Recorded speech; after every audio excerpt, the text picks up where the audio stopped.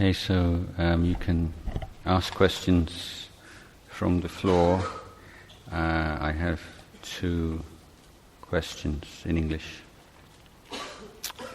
The first question is, I have low blood pressure and my doctor recommended that I should drink a glass of red wine a day to help increase my blood pressure. In this case, have I broken the rule of Sinha, the 5 precepts? Yes, it's a simple answer. If you remember on the first evening, I gave some reflections on the particular nature of morality in Buddhism and the significant differences from the moral codes in other religions. And to recap, in the theistic religions or the great monotheistic religions that grew up in the Middle East, Judaism, Christianity, Islam, they believe in a creator God and one who created humanity and laid down rules that human beings should obey, and if they're good and they obey the rules, then they'll go to heaven forever and ever, and if they're bad and they do bad things, then they'll go to hell forever and ever. So it's a kind of a basic reward-punishment system, kind of carrot and stick kind of idea. So as Buddhists, we don't believe that that's the way things are, or that's how things are set up. And we start off with the simple question of what's the best way to live together in communities? What's the best way we can live together as family, or as in a village, in a business? And what are the kind of underlying factors of a healthy, flourishing family or community? And what can we do to create or sustain those kinds of healthy communities? And the answers that we get is we need, at the very least, a sense of safety. We need to feel safe. We need to feel safe from physical, verbal abuse, emotional abuse. We need to be able to, ideally, just to put something down that belongs to us and not have to worry that someone's going to steal it. We have to, or we would like to have the kind of security and ease and peace of mind to know that someone is not trying to take our husband or wife or girlfriend or boyfriend away from us behind our back, or that our boyfriend, girlfriend or our partner is not seeing somebody else behind our back. We need to feel a sense of ease, that we don't always have to be worrying that someone is lying to us and trying to cheat us and deceive us. And we need to have, or we appreciate being in a situation where we have that sense of security that someone is not drinking alcohol and taking drugs, so they're not responsible for their behavior and not able to control their behavior and will act in unpredictable or harmful ways towards us. So we start off with certain basic principles, like what would be an ideal for our family or for our community. And then we get to the real practical, so well, what can you actually do, practically speaking, to try to create or to sustain that kind of environment? One of the key factors, we can say, looking at those points I've made already, is a sense of trust. You say that's probably the the key component. And something I've been looking into recently, this is something of a digression, because I often get questions about, how do people practicing precepts fit into this sort of cutthroat, competitive environment. But there's a very interesting area of economics that you might want to Google or study yourself. It's called the economics of trust, and the extent to which economic systems function through trust. Through you trust in your bank, when you go to buy something, the shopkeeper has to trust in your credit card company, for instance. Trust underlies so many transactions, and the more trust there is, then the more you can cut costs. If you're always having to check and to be aware of being cheated all the time, then you can waste a lot of time and money. When you're doing business with people that you trust, you can do it very efficiently and very well. It's one example of, or one way of pointing out that this very superficial idea that it's the dishonest and the unscrupulous people that always get ahead is not necessarily true. But anyway, we're talking now on the individual or the local level, family, community level. Trust. So how can we trust people when people don't know themselves, people have very little self-discipline, very little self-control, are very selfish, indulgent, blind? How can we have any kind of trust when most of the people we know are like that? And not only are they like that, but very few of the people who are like that or even see it as a problem. Well, to begin with, the path forward, and the best we can hope for, is we recognize the value of precepts. Now, we can't, as an act of will, just decide, as I was talking about the subject of forgiveness yesterday, you can't just say, from now on, I'm not going to be jealous of anyone, I'm not going to be nasty and cruel and selfish, I'm going to be a good person. It's totally unrealistic, because you can't make those kinds of changes just by making some kind of decision that you're going to be a different person. Because all those habits and negative emotions and so on have been accumulated over many years, maybe many lifetimes.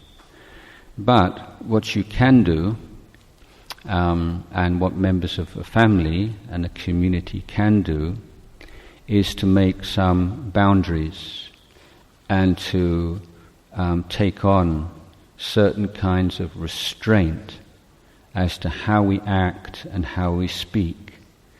Now, this area of our life is one which responds to willpower. So if you see something, like you see something, maybe you think, oh wow, what a cool, maybe you think, what a cool clock that is, I'd really like that clock in my bedroom. So you have a desire, you have the kind of animal instinct, you want something and you want to have it for yourself, but then you don't. You say, well no, well why? Well, it would be wrong, it would be bab, or it would be whatever. And so over and over again in our life we have this experience where we don't follow what we want to do, even if it's in a small thing, like you might see a clock or something that or an iPod or something, you think, I like that for myself, but you don't take it. So that's a proof, isn't it, that unlike animals, we have what we call a reflexive ability. And that means the ability to stand back from our instincts and to evaluate them and to make choices, or to put it in a simple kind of way, is to say no. We can all say no on certain occasions for uncertain circumstances. And that's a basic human quality. It's something that makes us human, that we can do that. So that's the tool we use. That's the basis of Buddhist morality. We're taking this human quality, this psychological fact that we are not just the slaves of our instincts, that although we have instincts, we don't necessarily in every case have to follow them. And then we take that and we educate that and we train it and we discipline it in order to create a sense of self-respect and a sense of trust in a community. So if you're living in a family or a community where people have, get angry with each other every now and again, if people who get angry, then when they get angry, they shout and they swear and they're violent, then you're not going to feel very happy. You're going to be very stressed out. But if you're living in a community where although people lose their temper every now and again, they get angry and upset, they don't express that physically or verbally. They restrain the physical and verbal expression of anger. Now it's important to recognize that this is not an argument in favor of repression, or just pretending or telling yourself you're not angry, or just holding everything down until you explode. But it's a recognition that when you act upon anger, you make things worse. You might have a very temporary sense that things are a little bit better, but in the long run, you make things worse. You make the relationships worse. You make the environment in which you're living worse. So it's recognizing there is anger, but not needing to follow it, or to indulge in it, or to express it. So if you're living somewhere where you know, I'm completely safe here, even though we have arguments every now and again, and we get upset with each other, and hurt and offended, and so on. At the very least, we're all safe. We don't ever abuse each other physically or verbally. And so we take that kind of standard, and each of the 5 precepts is applying that to a different area of our life. Say with the 3rd precept, okay, you're, say, a young married couple. You don't expect that your husband or your wife or your girlfriend or your boyfriend no longer finds anybody else attractive except for you. They might in the very first period when you're in love, but after a while it's just natural and normal. But if you have the confidence and the trust that even though my girlfriend or my boyfriend may find someone else attractive, they won't express that physically, verbally. They won't do anything behind my back. And that's a way of cutting all that kind of suspicion and paranoia and jealousy, because you have that sense of trust. If you don't have the sense of trust, then you can read something into so much, even your spouse or your boyfriend says they're coming when they come back later than they said they would do, and they have some excuse, and you're not sure whether to believe them or not, and you start to worry and start to brunk dang, and then you want to look in their mobile phone and see their last number and all these kinds of things, and just how much suffering, and because you don't trust each other. So if you make an agreement, you say, look, I'm not perfect. Every now and again I see somebody and maybe I feel like flirting with them or something, but you can trust me that I would never do anything behind your back. And so as normal human beings with normal sexual desires, you can be at peace in a relationship when you take that 3rd precept as your standard for conduct. So this has nothing to do about believing in God or not believing in God. It's just common sense. What increases the quality of relationships and the way that we live together is groups, in families and in larger communities or even in societies. Now the sort of long way round here, but coming back a little bit to this question, when the breaking of a precept is in the 5 precepts is always dependent on intention. There has to be intention. And so in the famous teaching of the Buddha, he said, Sila is intention. The essence of Sila is intention. This is why this introspection and looking within and being able to recognize your intentions is important training in keeping precepts. Now, if you have the intention to kill, for instance, then that would be breaking a precept, no matter what your reason for that might be.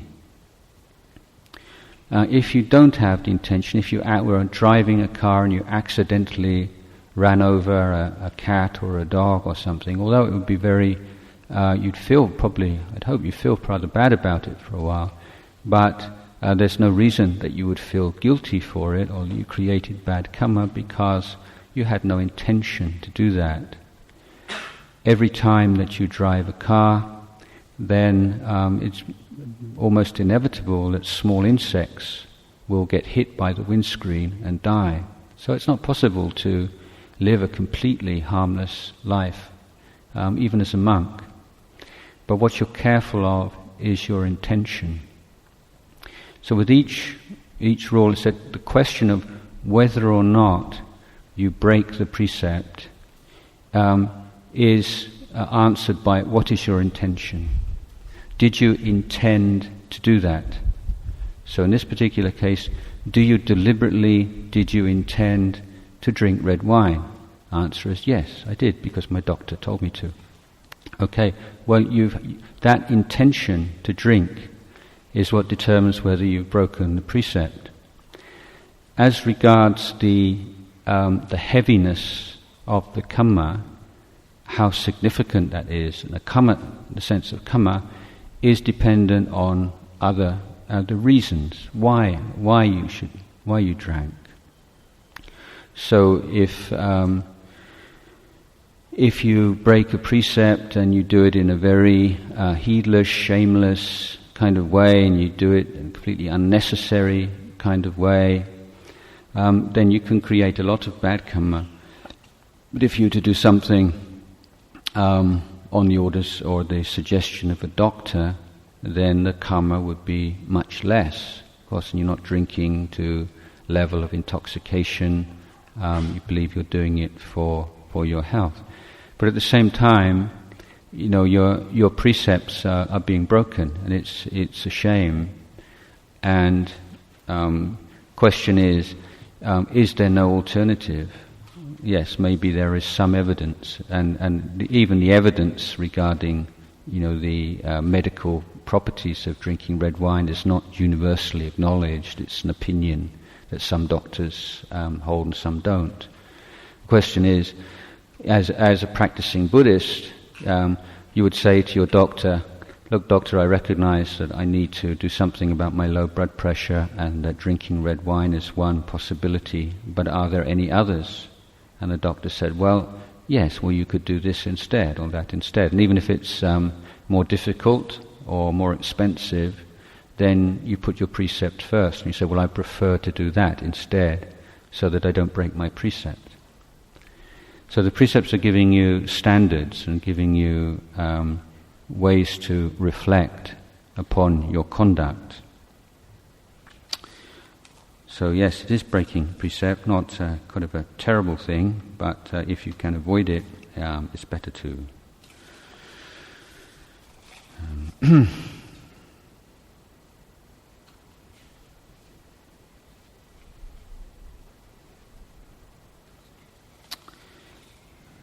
Yes.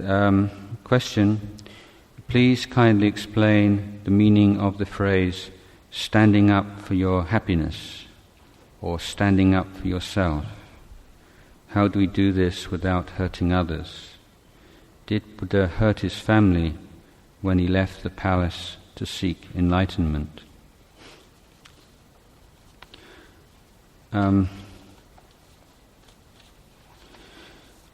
I personally, I don't tend to use this kind of phrases like standing up for your happiness or standing up for yourself, but my perspective on this would come from the Buddha's teaching that we need to develop, practice in a way that leads to happiness and benefit for ourselves and happiness and benefit for others.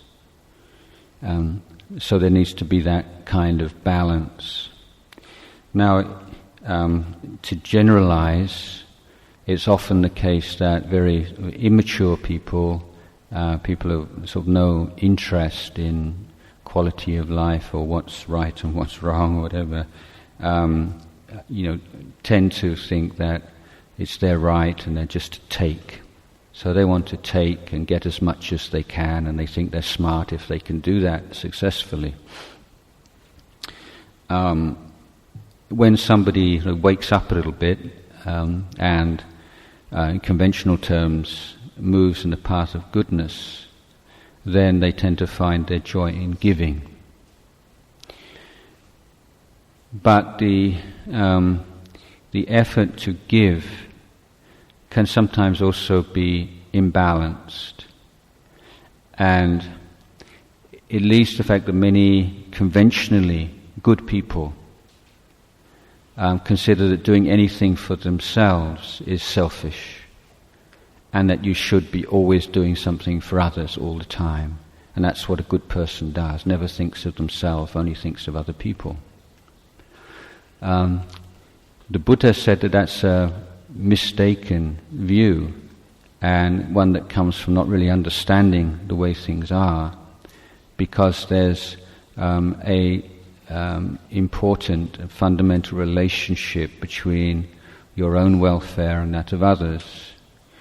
Let me give an example of people who do have very wholesome and praiseworthy ideals, people who work for charities and for doing social work and social projects, often with very small wages and long hours and very difficult conditions.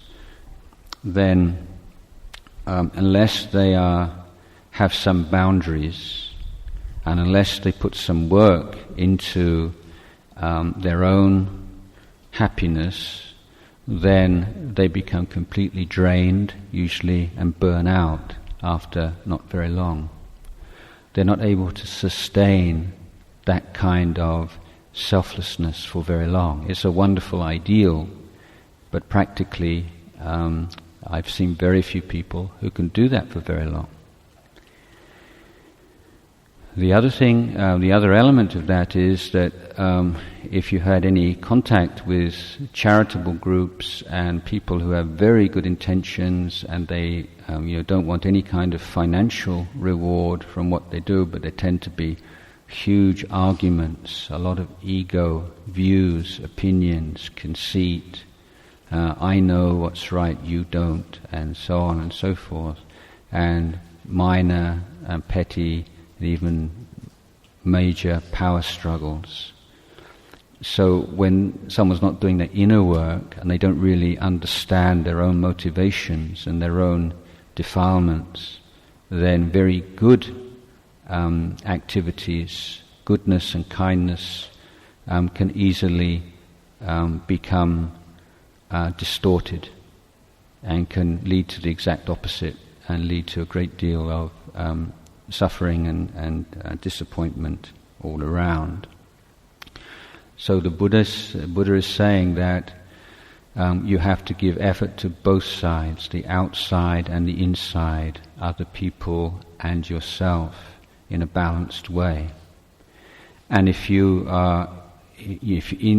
within you're experiencing some inner peace and happiness, then people around you pick up on that.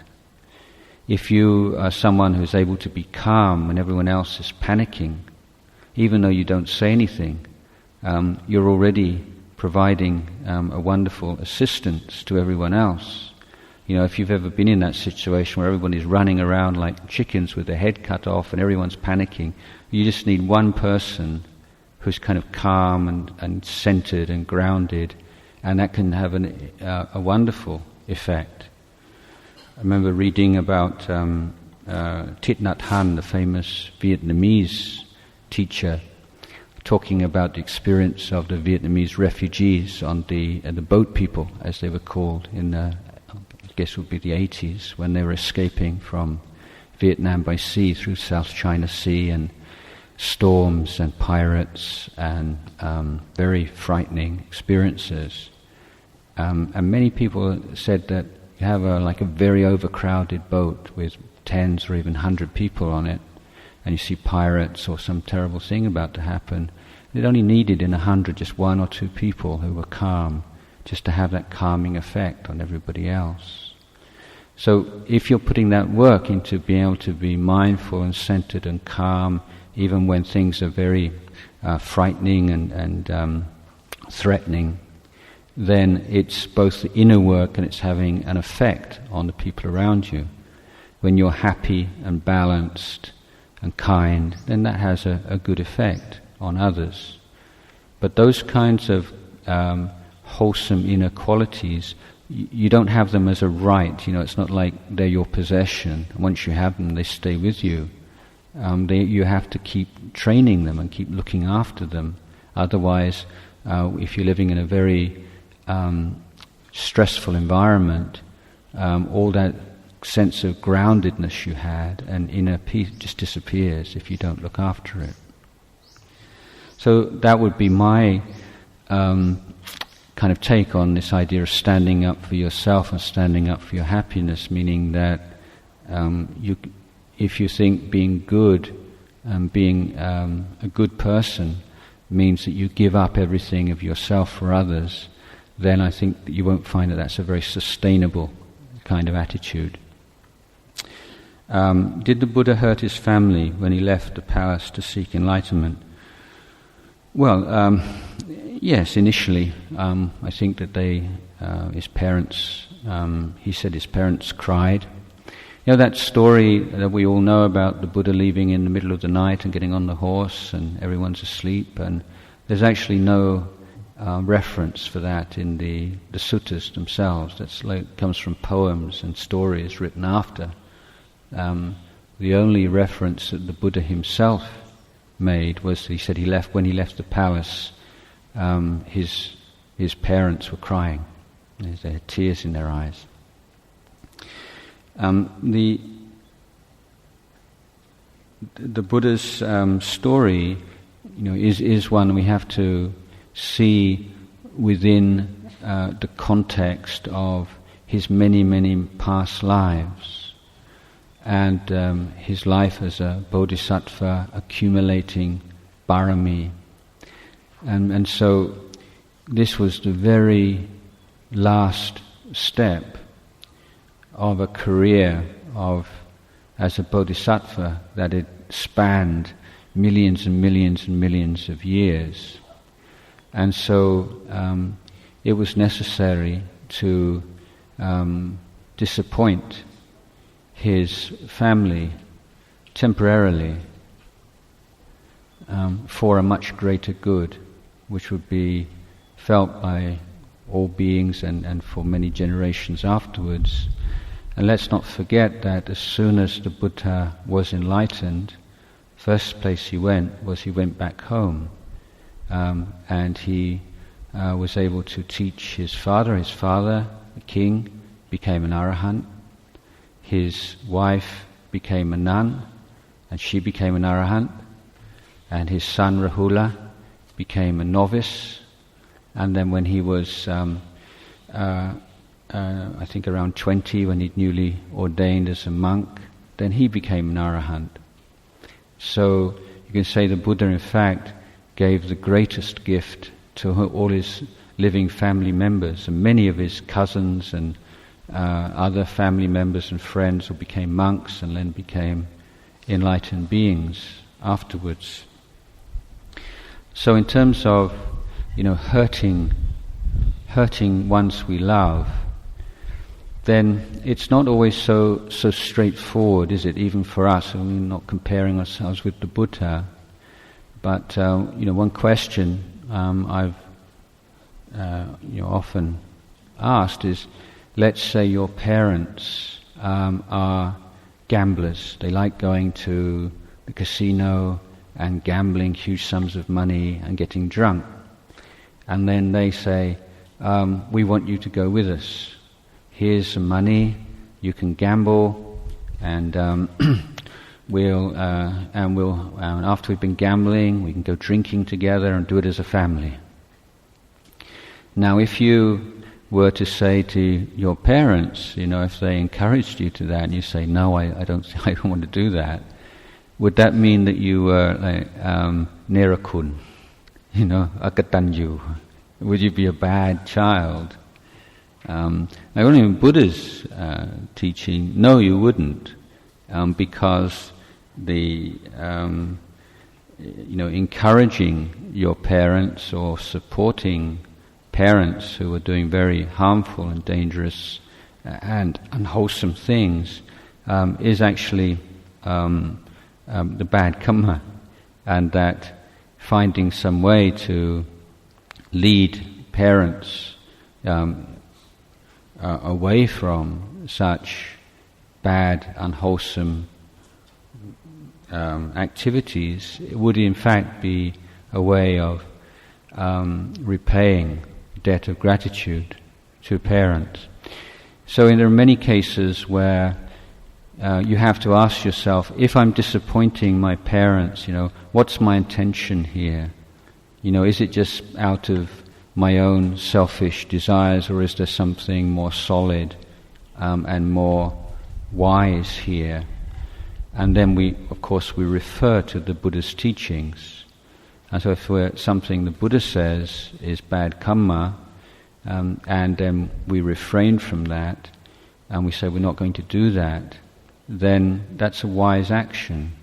Or if we want to do something that's very good, and all the wise people, the Arya Pugala, พระอริยเจ้าทั้งหลายพระพุทธเจ้าทรงเสริม then even if in the short term parents or people that we care for are unhappy about it, we can hope that in the long run they will change their mind. And of course, in the case of many Western monks, when they became monks, then parents were very unhappy. I know monks and parents wouldn't speak to their son when he became a monk for 5 years, wouldn't even answer the phone, wouldn't reply to letters or anything, just so angry and unhappy. But in almost every case, over a period of years, and not usually that long at all, they come round, and then when they see the changes in their son, and they see the kind of person that their son is turning into through a monastic training, they tend to become very happy and proud. But initially, at the beginning, they're very unhappy.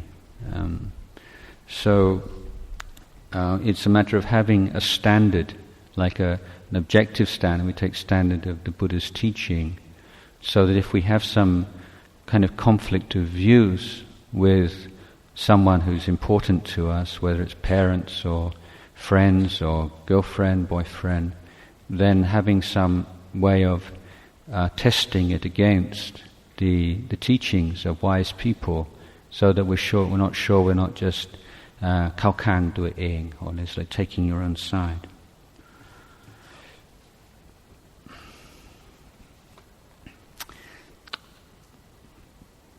Another question. Well, I am still enjoying the meditation, even I always start to feel much pain in my legs. I feel like fighting the pain.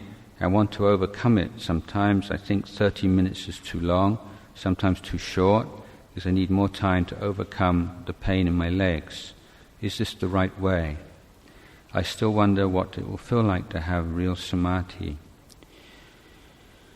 Yeah, I did speak about this a little bit last night, and one of the things I've been trying to emphasize during this retreat is it's not just like black and white, if you realize samadhi then you've got something out of meditation. If you don't realize samadhi, you've been wasting your time. What I'm trying to point out is that the very effort to develop meditation skills involves learning all kinds of life skills which can be put to use elsewhere, and enables us to understand the way our minds work and to be able to deal with that. I'm saying, just now I mentioned, what happens when you find your mind won't stay on a meditation? How quickly do you get discouraged? Again, another digression. I don't know if anyone's familiar. I recommend works of a writer called Malcolm Gladwell. Does anybody read Malcolm Gladwell? There's various of his books. The Tipping Point. One of his latest books called Outliers, which is a kind of study of winners, if you like, or very, very gifted people and what makes them different from others.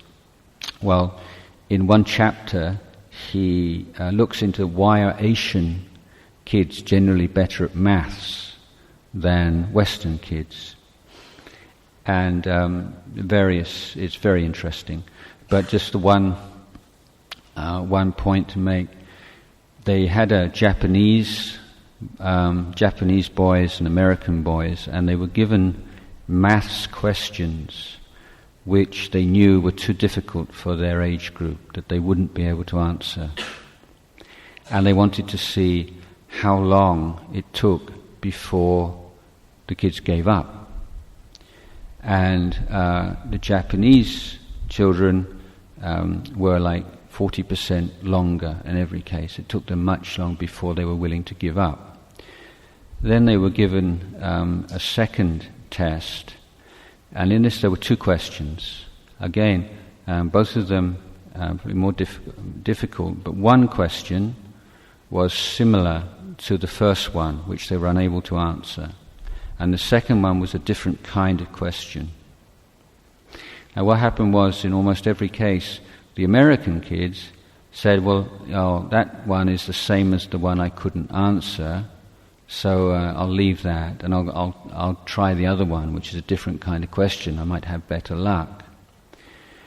The Japanese kids, on the other hand, they thought, this first question is like that one that I didn't understand, but it's a little bit different. So maybe if I can work out this one, then I'll be able to understand the first one as well.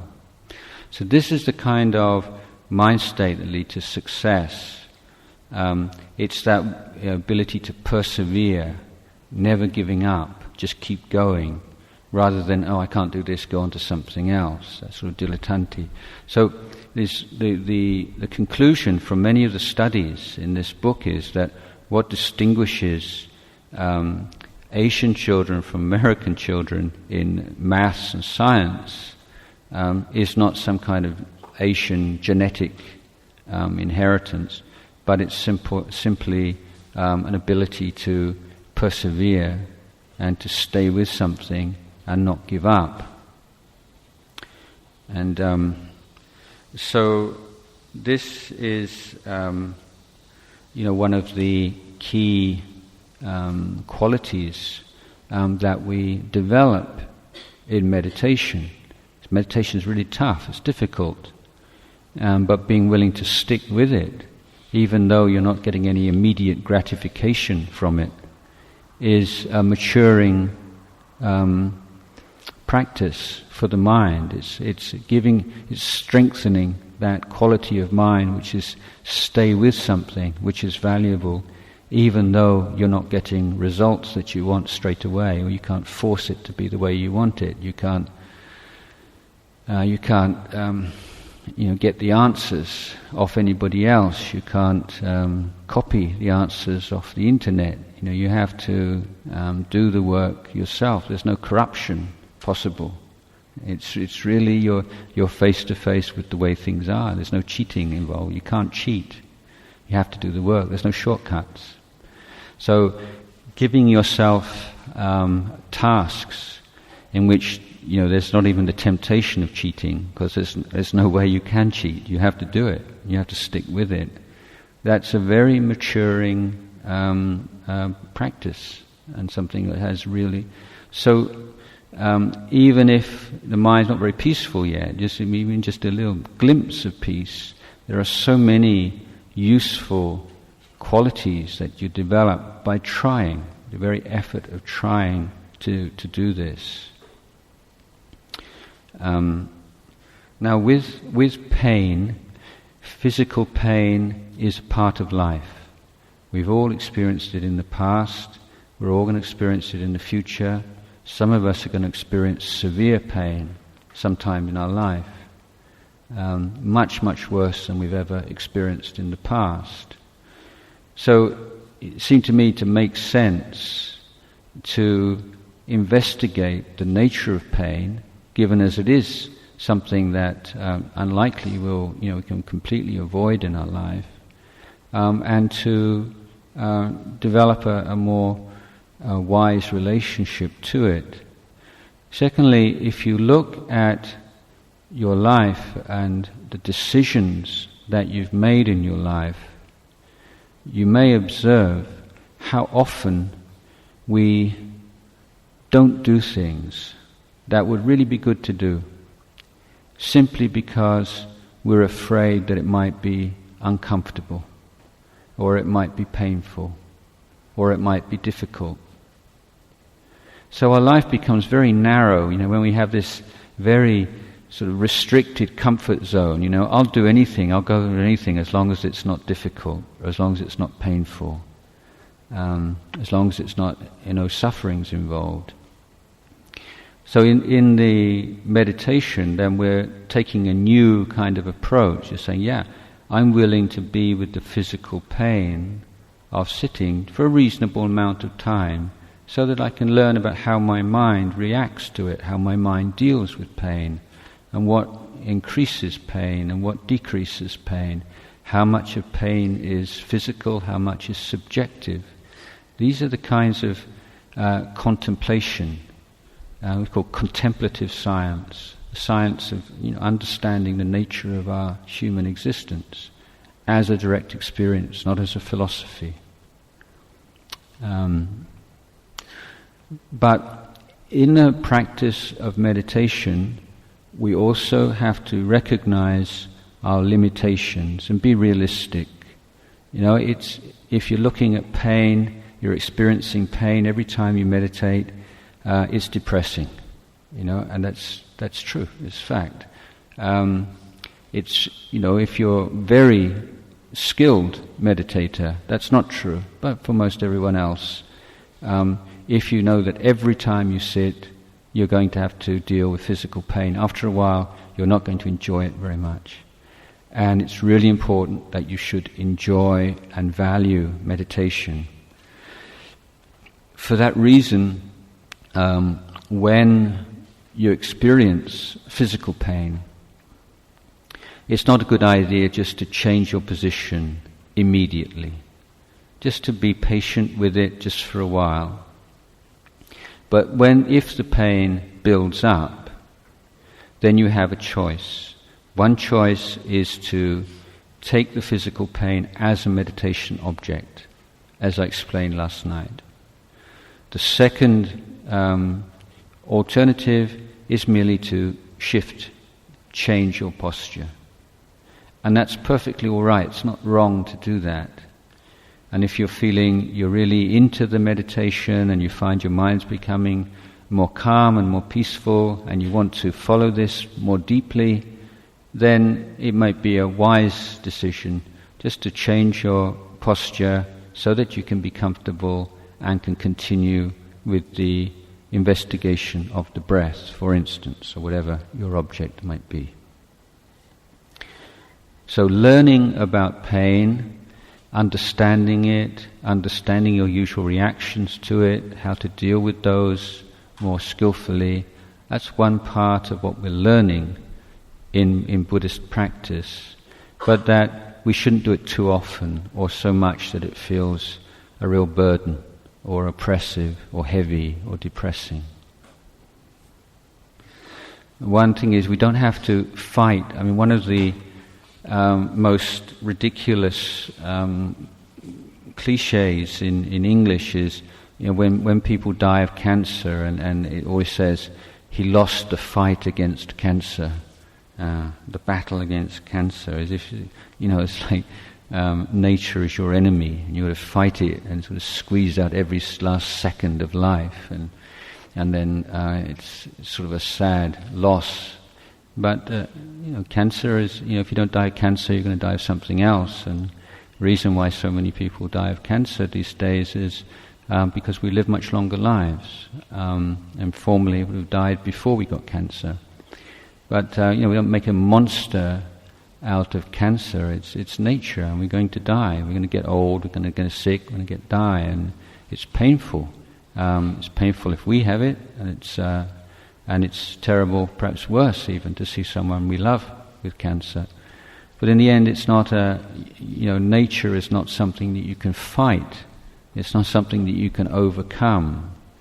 Even if if you're to go into remission through after having cancer, it's not like that you've defeated the natural world, or you've done something.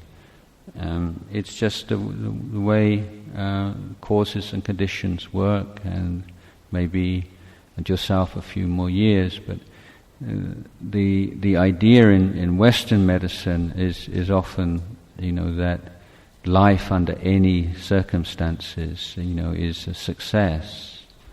As Buddhists, we're really interested in the quality of life, particularly at the very end of our life.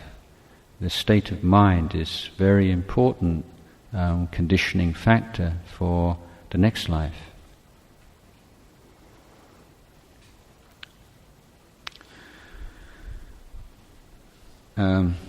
Please explain the concept of Dhamma Discourse in English.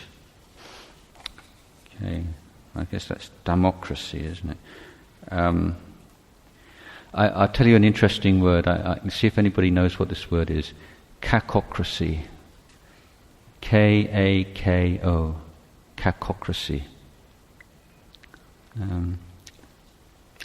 And I don't know how whether they teach this in physical science classes or not, but the definition of kakocracy is government by the least qualified and the most incompetent. Good word to remember, kakocracy. Okay, well this is tamocracy, or Dhamma Discourse. And as far as I know, this is a phrase coined by Ajahn Puttadasa some 30 years ago now, I guess.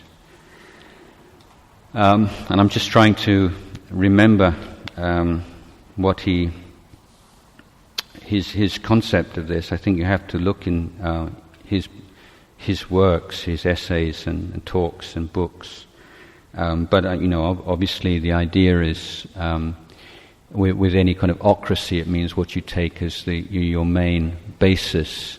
So democracy is the people as the basis for government, and Dhamma Discourse means obviously taking Dhamma or Dhamma as a basis. How that would work in practice, I'm not really sure, I must say. I've not really thought this one through sufficiently. But I think that one thing I might say is that it's worth considering what are kind of Buddhist values, or what kind of values do we want to uphold in the society.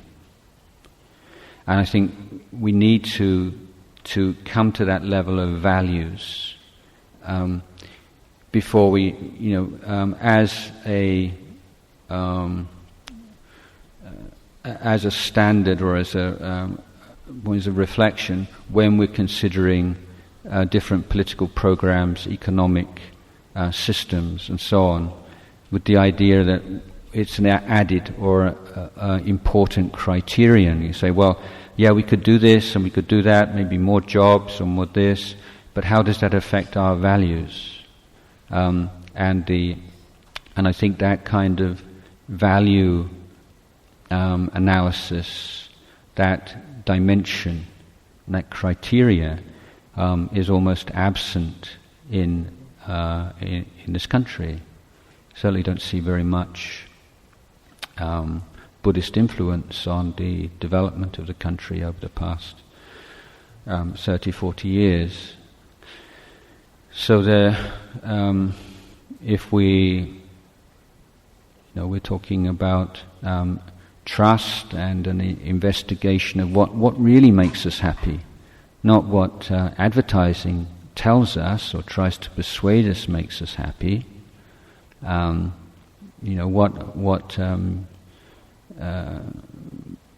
people are telling us, that consumption makes us happy, and spending money makes us happy, and possessing things makes us happy.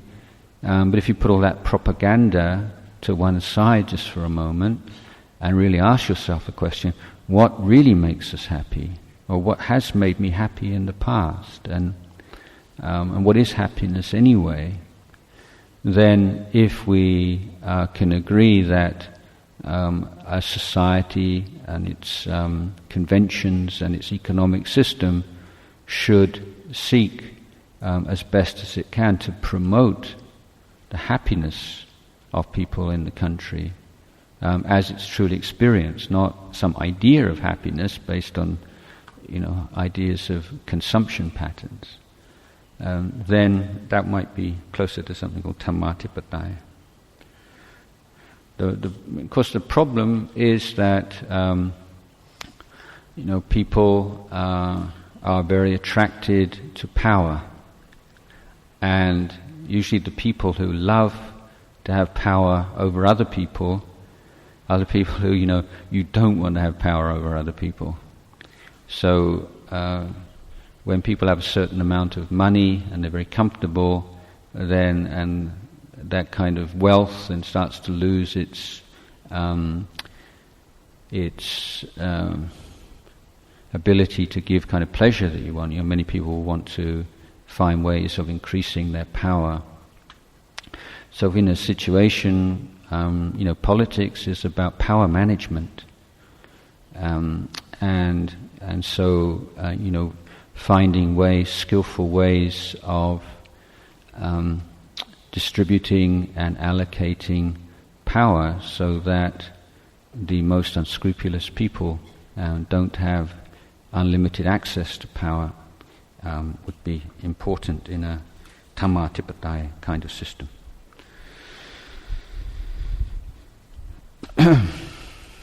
So, what's the time?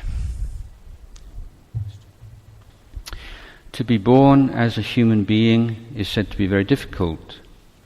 1, why is this so? 2, why do we have to work hard to keep population growth in check? That's a good question, isn't it?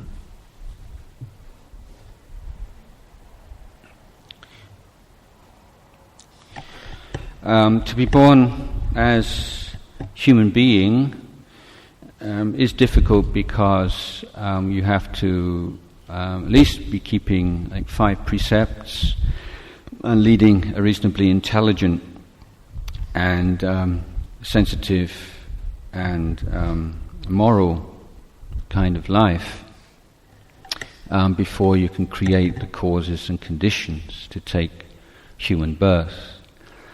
and that's not very common.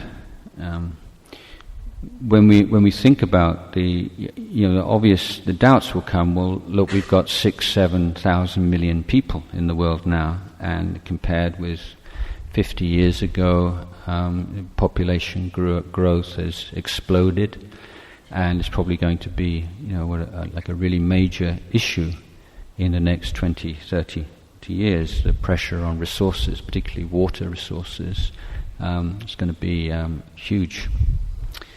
So doesn't that contradict what the Buddha is teaching?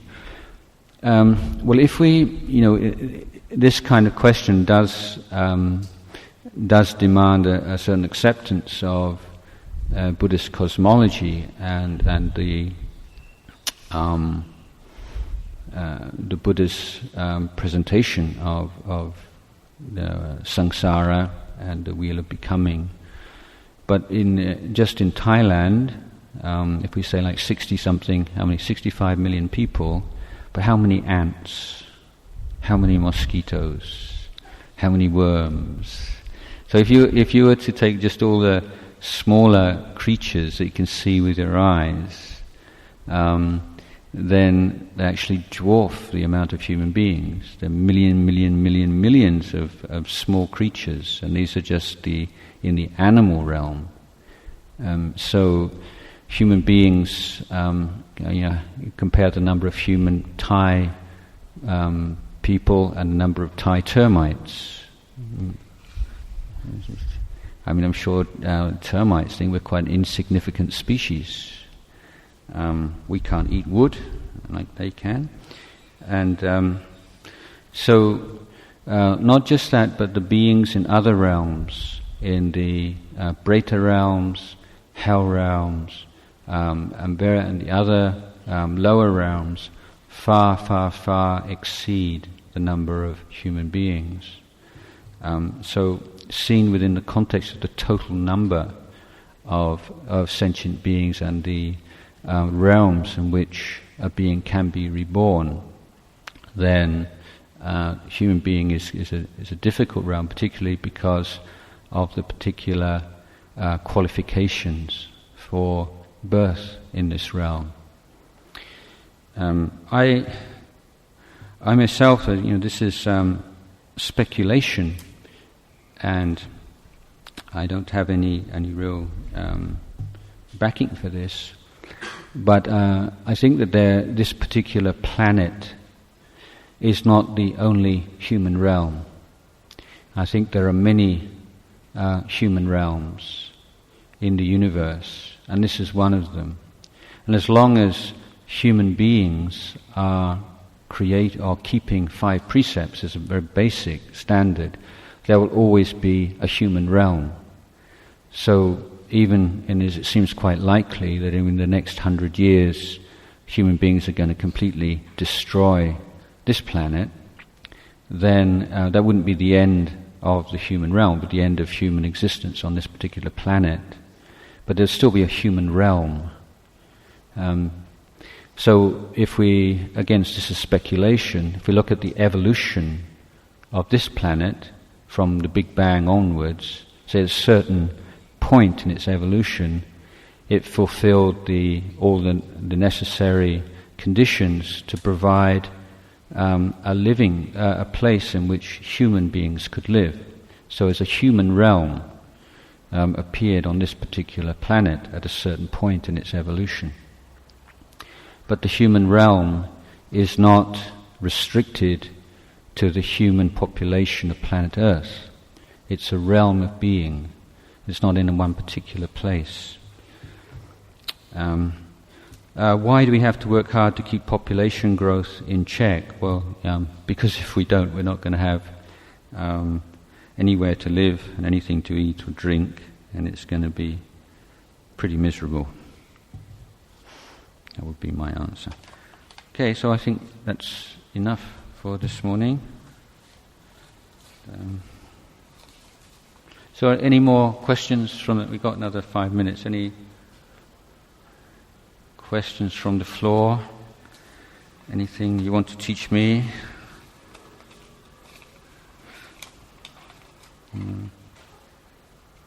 Oh, there's another English question here. Oh, I thought this was... Oh, okay. There's another couple more questions. Okay, so we've got another 5 minutes or so. I'll just answer one more question. If breaking precepts and attaining karma is based on intentions, then wouldn't that mean clumsy people and dull-witted people will get away with breaking precepts? For example, a good-hearted but lousy driver runs over cats, dogs, or even people regularly, but doesn't have any intentions of doing so and feels horrible about it. Yeah, good question. Well, I think with karma, then we can compare it with ordinary civil law system. That you have, we have concept of what we call criminal neglect.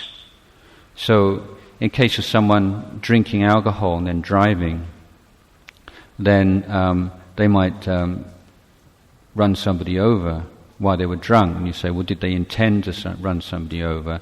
Well, they didn't. But they created the causes and conditions which made something like that very likely, and so they would be liable to prosecution and even to go to prison for being criminally negligent. So the word negligent is equivalent to the word brahmat. So kwam brahmat, would be karmically significant. Or if you're driving again and you don't bother to blow up the tires, keep the tire pressure correct, or to look after the car properly, and then it has an accident, then again you'd be responsible. So if you're acting irresponsibly, then that intention just to let things go, although it's not a direct intention to kill something, it would have a significant contributory influence, and one which would be karmically meaningful.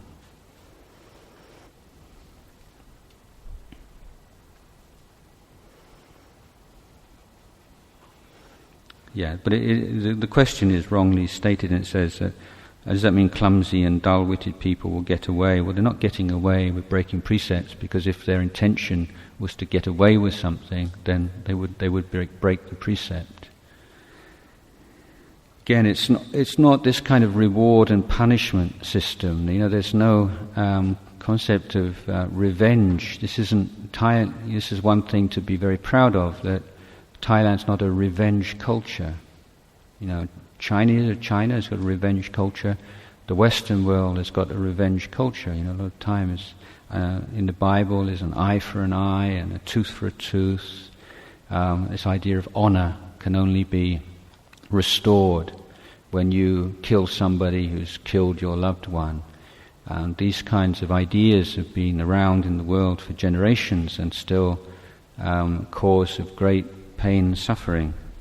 It's fortunate that in Buddhist societies although Buddhists sometimes want revenge and they do something, but there's no backing for it. There's no, not anywhere in the Buddhist teaching is there that kind of passage, an eye for an eye kind of teaching.